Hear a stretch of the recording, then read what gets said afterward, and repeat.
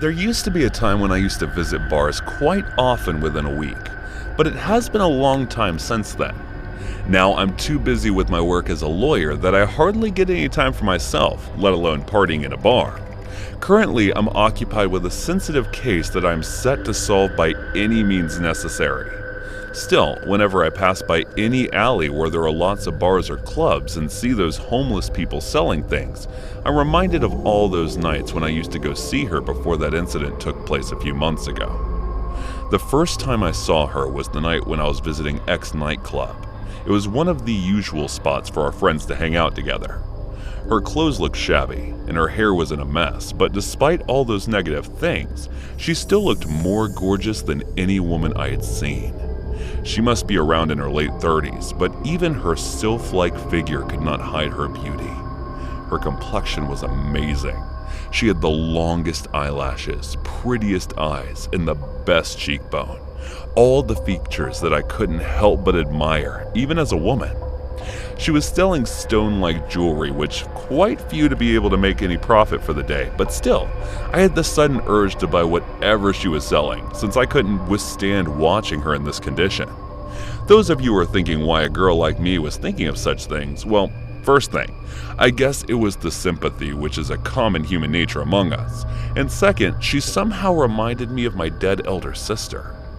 I walked to her and asked the price of them, and surprisingly, she was selling them at a rather cheap price despite such fine handcrafting. No, seriously, if you were to buy such stone handmade jewelry online or in a store, they would cost 10 times more than what she was offering, or maybe more. Looking at how she had just a few of them, I bought all of them, and the slightly happy expression on her face was enough to make my heart feel a bit at peace. The next day I saw her again with a few other ornaments, so I went closer and started asking her about them. As time passed, I somehow became a regular customer, and the two of us started to exchange more than a few friendly words. Her companionship started to feel more assuring and delightful than the friends in that club who were here to seduce men more than to have fun with me. There was a time when I only went to that nightclub so I could commune with her. Over time, I got to know a few things about her life. She was married to a guy to her family's wishes, but wherever she talked about her marriage, I couldn't help but notice her sorrowful tone. And even though she never said this on her own, I figured she wasn't quite happy with her husband. Her barely visible bump suggested that she was expecting, and that might be the reason she was trying to gather a few bucks by selling homemade trinkets. This made me come to another conclusion. Either she was divorced to her husband, or her life partner didn't earn enough to save for the baby, causing her to go on her own even in this condition. One day when I came out of the bar at the same time when she used to arrive to sell her embellishments, I found her waiting outside with nothing in her hands. Out of worry, I rushed to her and started asking what's wrong, but instead of telling me the cause of her worries, she looked at me with her shiny eyes, and her lips formed into a crestfallen smile. I stood there frozen as she maneuvered a small pendant with a black gemstone around my neck and handed a piece of paper in my hand. For some reason, her actions felt heart-wrenching, and a small droplet of tear made its way down my cheek, which she wiped with her thumb before saying, "If you're free sometime, do pay me a visit." And then she walked away. I felt like I was losing my sister all over again as I watched her back disappear bit by bit. The next day, I didn't see her in that alley, so I impatiently waited for a little more than an hour hoping for her to arrive. But she didn't. Not that day, and not any other day after that. There was so much that I couldn't get to say to her that I wanted to, and now it felt like I would never be able to. I continued waiting for her outside that alley for a few more days before I remembered the address she gave me written on that piece of paper. Deciding that I would visit her and make sure to bring her home with me just in case she was having a hard time with her husband, I headed toward her supposed residence. But when I got there, what I saw was not a habited house or an apartment. Instead, it was an abandoned building. I hesitantly walked in only to get hit by a nasty stench. Covering my nose, I started walking toward the source. And once I got there, my heart jumped to my throat as I let out a sorrowful scream. Her guts were shattered around her lifeless body as she was crushed under a huge rock, which didn't seem like it was fallen from there. Instead, it looked as if someone purposefully smashed her head with it. My leg gave up as I wailed like a howling dog in front of her rotting corpse. I couldn't understand. She was perfectly alive the last time I saw her. What went wrong and who did it to her? My eyes went between her bleeding legs, making my heart feel as if I was going to burst any moment with this terrifying yet despairing scene. I took out my phone and dialed 911 with my trembling hands and wavering thoughts. The cops reached within 20 minutes at the address I provided them and started asking me questions. I told them about everything from the first time I saw her to how I came to find her. After they took charge of the crime scene, they asked me to go home, and they will call me if they were to need my assistance. For the next few days, I couldn't eat, sleep, or focus properly. I stopped going to nightclubs and continued staying at home since I was mentally and emotionally a mess. There was only resentment and unending hatred left in my heart for the bastard who did this to her. I couldn't blame anyone when my real sister died of coronavirus, but this time, when I finally found my sister in her presence, someone purposefully stole her away from me. Who would do so cruel to do that to her and her unborn child? The investigation had started, and the police disclosed her husband's strange disappearance after her death. After a few days, the autopsy results were out, but something didn't add up. According to the results, she died on Friday night, but that was impossible since I met her the next Saturday evening. I touched the stone that she gave me and something hit me, sending a shiver down my spine. Is that why the address she gave me was of that place? Was she already dead and wanted me to discover her body? I immediately took out the pendant and started looking at it carefully, trying to understand if it was a clue to find out who killed her. As I was pinpointing all of my memories with her, I remembered I had seen this necklace more often than I thought. She used to wear it all the time. That meant this might contain the fingerprints of that killer, and luckily, I didn't touch the stone that much, so it was possible that it hadn't faded away just yet. I practically ran to the police station after giving a call to the officer who was in charge of her case. After telling them that I had found this necklace outside the nightclub, I submitted it as evidence. They sent it immediately to the forensic lab for testing, and just as I thought, it did contain another set of fingerprints that were older than mine. It was her husband, Javier. My hunch was right when I found out he was missing and was the suspect list. He murdered his wife and child. There was no way I was going to let him off easy. I was prepared to go to the end. I filed a separate report against him and hired a bunch of private investigators to find him at any cost.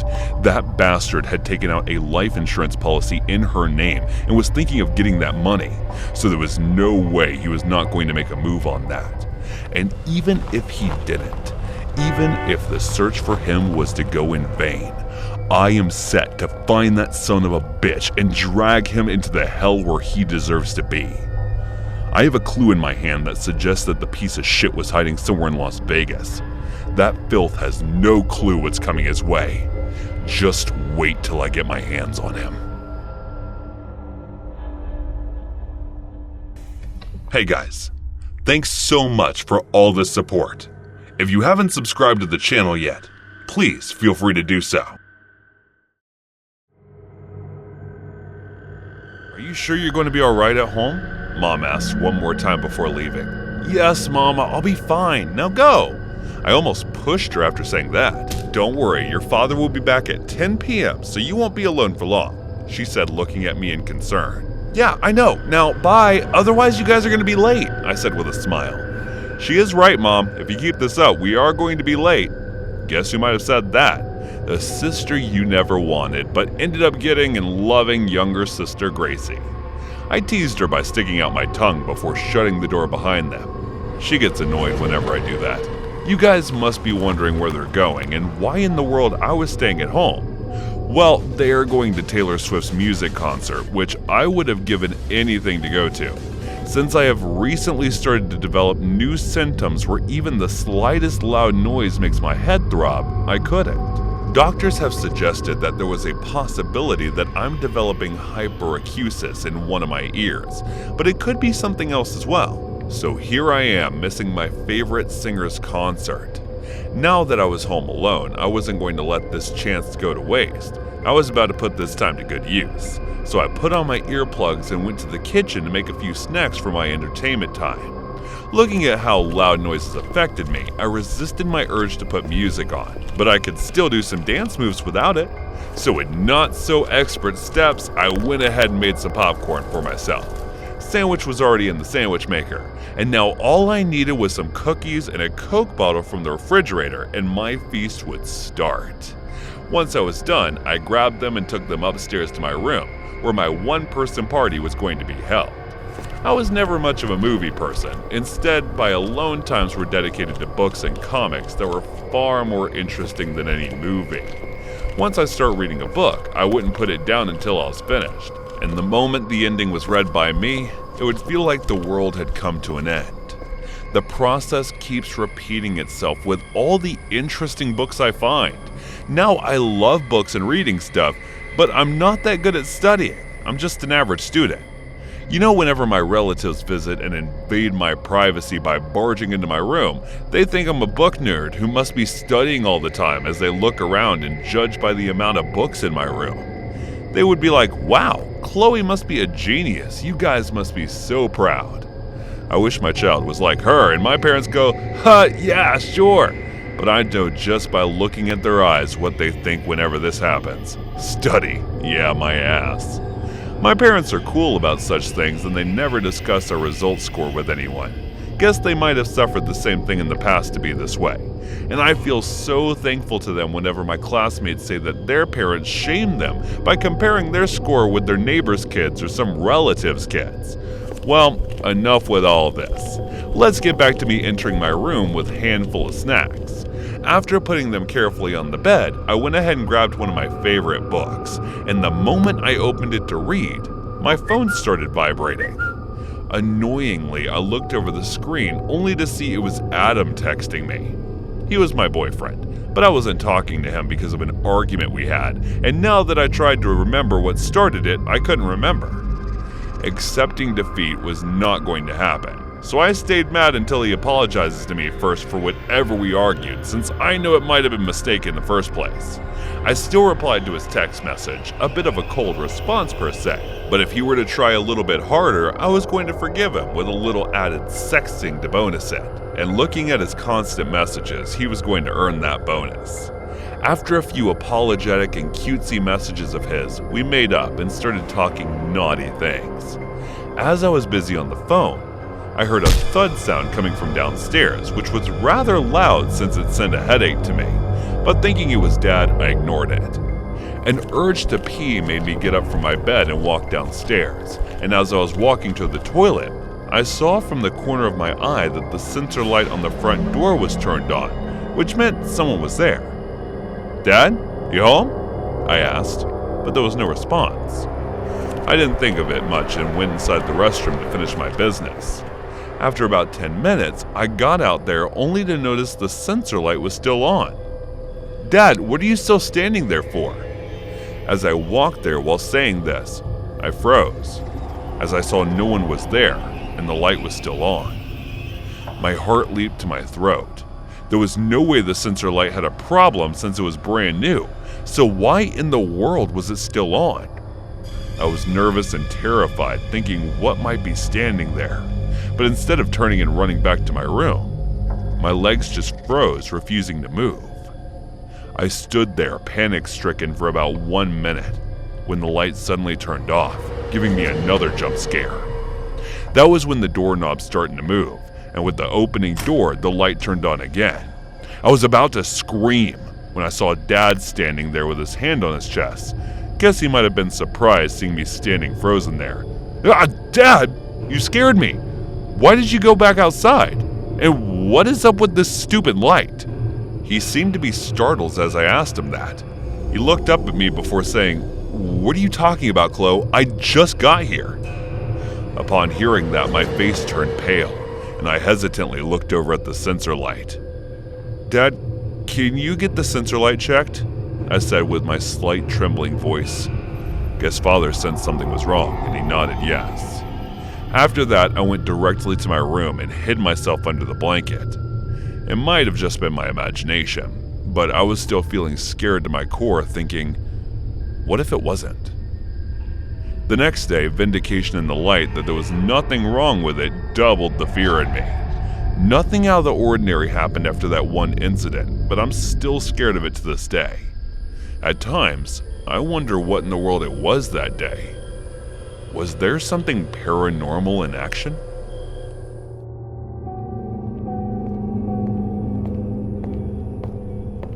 During the early 2000s, when I was attending law school, I worked nights delivering pizza for one of the national chains. I had done something similar when I was younger and attending my local community college. Anytime I found myself sorely in need of quick cash, that was the avenue I would choose. Despite the many stories I have heard questioning the safety of the job, I never had a single run-in with a thief. I'm sure back in the early days, it could be a little dangerous, but by the time I joined the game, companies had learned that implementing practices such as limiting the driver to $20 lowered the chance of holdups drastically. Even though I was never a victim of a robbery, I did have one or two scary incidents I could write about. The worst of these happened to me back in the 2000s. I was very familiar with the city I was living in at the time. Moving there after junior college and delivering for several places over the last 5 years had made me intimate with almost every nook and cranny of the place. However, one evening I would be called to an address that I, nor any of the other drivers even knew existed. When the order came in, I went straight to the map to find the address, but it wasn't there. Not even the GPS on my phone showed it. We didn't have any no delivery areas at that time, so I had to take it despite my misgivings. Theoretically, the place would have existed if the road continued for 10 more blocks, so I turned onto said road a block before its ending and followed it south. Sure enough, a newly paved road began where the old one should have ended. For what seemed like miles, I continued on this new section of road. Nothing stood on the other side of it, and I didn't pass another car the whole time. How the state managed to build it without a single report of its creation leaking to the media had me bewildered. The 5 years I'd been driving all over the city, I'd not known this part existed. In one way, I was very excited seeing all of it, like a Victorian explorer tracing the sources of the Nile. But at the same time, a deserted road popping up out of nowhere gave me a chill down my spine. It must have been a good 10 minutes before the house in question appeared in the distance. I couldn't understand why someone would build a house out here in the middle of nowhere with no way to reach it. When I got closer, I could see the house had to be at least 50 years old or more, and probably hadn't been repaired since then. No cars were around, and for a moment, I thought the house was abandoned. But I could see the front door wide open behind the rickety old screen. Everything looked to be above board, so I grabbed the pizza and headed for the door. I knocked on the screen door, but got no answer. I could see what appeared to be a young female walking around the kitchen. When I knocked a second time, I heard a female voice say to come in. Despite my reservations, I stepped just inside the house and waited in the small foyer.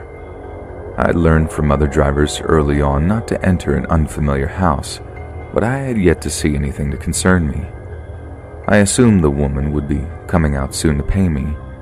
Instead, I overheard an unseen man whisper, "Call him into the kitchen." When I heard that, I fled from that place as fast as I could. I was so freaked out I got back to the restaurant in half the time it took me to get to the house. After I told my boss what had just occurred, he called the police. All the excitement had me rattled, so my boss sent me home for the day. My phone rang a few hours later. It was the police. They'd called to let me know what they had found. Whoever had been there was gone now. Even though the place had more than likely been abandoned for a while, they did find evidence that people had just recently been inside. This was stuff my boss had already told them. However, they did shed light on where the road came from and why the house was the only building on an otherwise deserted area. The state had been trying to purchase the land on which the new section of road and house were for 20 years, but the landowner wouldn't sell. They even tried to use eminent domain to get it, but a judge blocked it. Around 2 years before, the owner passed, and his children finally sold the land to the state. They were so happy to get the land after all that time, the construction on the road was started immediately. It technically had yet to be formally opened, but locals had already began using it anyway. This was good to know, but I still wondered how the two people knew about the empty house sitting out in the middle of nowhere. This was something the officer didn't know. We could only assume they drove past it and decided it would be as good a place as any to ambush a delivery driver. Even $20 is a good score if you're desperate enough. He said from personal experience, people have killed for much less. The officer left me with one good piece of news though. The county had slated the old house to be demolished in the coming week, so no other poor delivery driver would be let out there to be robbed or worse. 2 days later, I was driving down the brand new road, which I was now using as a shortcut across town, and witnessed the house's destruction. A load was even being lifted from my shoulders right before my eyes. Never again would I enter a customer's home or even deliver to an area in which I was not well versed. Perhaps in the future I'll share my other story. While not as harrowing, it was still scary nonetheless.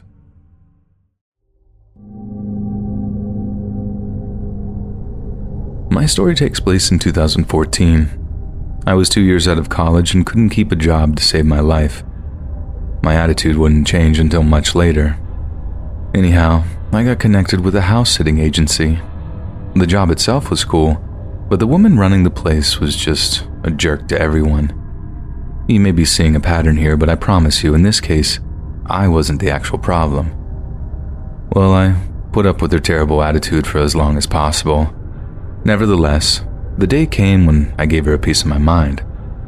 I've gotten a whopping 3 months of experience in the business at this point, and somewhere in my crazy mind I got the idea I knew the business better than her, and I decided to go independent. I put up a post selling my skills on a few sites. Nothing came out of it at first, but I got my first call on that following Monday. This job unfortunately fell through at the last minute. I was back at the beginning. It took 6 more days before another offer came through, and this was from a family just 10 miles from me. They were planning a vacation and needed someone to take care of their dog. The father with whom I spoke sounded very nice. We made an appointment for the following day for me to come around. The next day I dressed in my best outfit and drove out to meet them. The house was set off by itself on 4 acres near the county line, a mostly rural area. I'd sat for another family nearby, so I had no reason to be suspicious. As I pulled up to the house, I was a little disappointed by the state of the place. Despite being a large house, it was somewhat run down. Also, the family's 2 cars were at least 10 years old and a little beat up. I didn't want to be a snob, but I had a feeling the inside wouldn't be much better. The idea of spending 3 nights there sounded a lot less appealing now. None of this mattered, though. I had made an appointment and I was going to keep it. Besides, nothing said I had to take the job if I didn't want it. With all this in mind, I rang the bell and put on my happiest face. The door was answered by a well-dressed young man who identified himself as the father. It did strike me as odd that a man would dress so neatly but stop at his shoes, a pair of old, raggedy running shoes, but I assumed he had a reason and put it out of my mind. He invited me in and we sat together in the kitchen.